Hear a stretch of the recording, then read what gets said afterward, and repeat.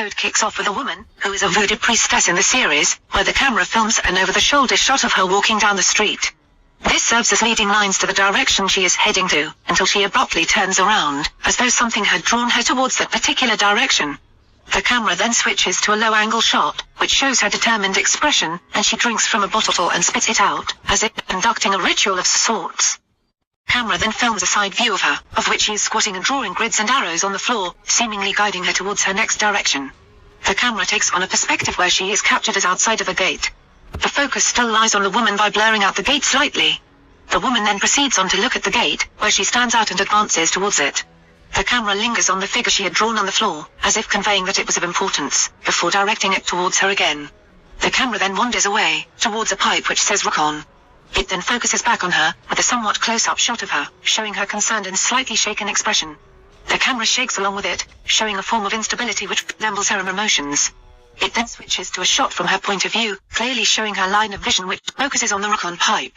Throughout this whole opening scene, there was no dialogue, which heightens the sense of mystery and serves as a form of foreshadowing, of which something bigger would be revealed later on in the series.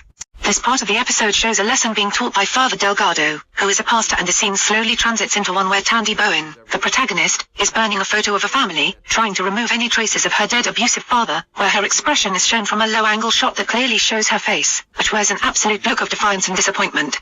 Whatever Father Delgado is teaching, commentates and voices over her actions, where there are parallels being drawn between the action and words.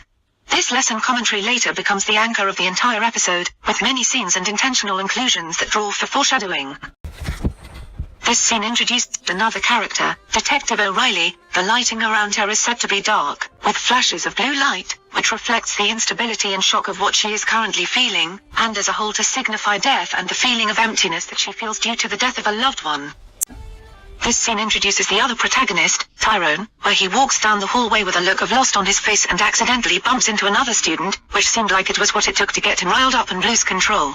The camera slowly creeps in to show tension, and takes on a close-up shot, where the details of his face are shown, and captures the minor actions like his nostrils flaring. The shot also allows Tyrone to appear bigger, to exert a certain degree of dominance, while also keeping the other student in the frame but blurred, to make him seem like the trigger of Tyrone's following actions, but not entirely the cause. Tyrone then engages in a fight with the student, of which the camera follows, and enhances the effect of the commotion caused. There are several changes in camera angles and movements, to show the outburst of anger and lack of control. Throughout these camera movements, there is music playing in the background, with lyrics like "Sick of all the pain" and "I lost control," and "Demons in the dark," which all corresponds to the happenings in that particular scene. This part of the episode shows Minor Hess, a recurring character in the series, where an over-the-shoulder shot is filmed, to show that she is having a conversation with Tandy, while Tandy is seemingly tuning her out and zoning out. Muffled sounds of Minor's voice are heard, and since it is an over-the-shoulder shot, it blurs out her hair and focuses on Tandy, who is not paying attention to the conversation at all. In the scene, Tandy looks with envy towards Minor and her father, and the camera captures a kettle of boiling water in a medium close-up shot, to show its initial build-up to the next scene and draws parallels to Tandy's emotions. Minor offers Tandy a job at Recon, which causes Tandy to be angry. The dialogue in this scene is then blocked out and the sound of the boiling water is amplified and becomes louder. The camera then constantly changes from Tandy's expression to the boiling kettle of water, which is captured by a close-up shot of the water which is bubbling rapidly. Then Tandy's anger seems to build up and accumulates, of which the camera captures an extreme close-up shot of the boiling water as she reaches for Minor's hand. This scene shows the contrast between the divine pairing, which refers to Tandy and Tyrone. Tandy is able to access people's hopes while Tyrone is able to access people's biggest fears. The filming often changes and transits between the two scenes, one of dark lighting and the other of bright lighting, which resembles both their powers and situations. The constant switching between scenes shows that these are concurrent events and significantly show the contrast between the two, which is something that audiences would be drawn to. In the scene, Tyrone opens a door amidst the darkness to show the blinding light at the other side of the door. It shows the contrast between the two sides but at the same time shows a connection between the two through the use of the door and the fact that light and darkness are polar opposites. This scene emphasizes on the connection between Tandy and Tyrone, where the camera shoots them carrying out concurrent events separately again, where both are walking and a medium close-up is taken of them, where they maneuver past people and reach a reflective surface, for Tandy, the glass window of a shop, and for Tyrone, the puddle of water. Both are then seen staring at the respective surfaces for a while before walking away. The medium close-up is taken from another point of view, not bothering to get a clear shot of the person but allowing certain distractions to cloud and put the image out of focus, at times causing the person to not be seen. This could resemble the emotions that both individuals are facing, distracted and basically a mess. Nearing the end of the episode, Tyrone is faced with a huge problem, where he is accused of murder.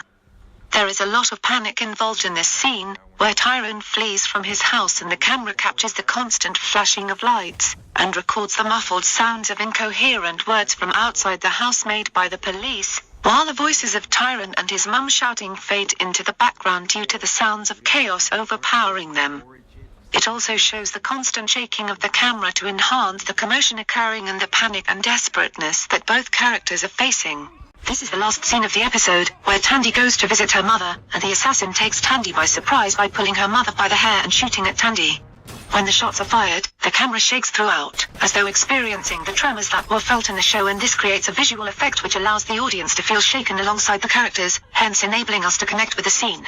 This scene splits the screen into half, and divides the audience's attention, and now has to make the choice of looking at the assassin holding her mother at gunpoint, or looking at Tandy, hence reflecting the choice that Tandy is going to make, between running away like she always does and helping her mother. This allows her audience to sit at the edge of their seat in suspense, and the commentary then ends the episode with, "Who are we?" At the center of all myth. Who are we?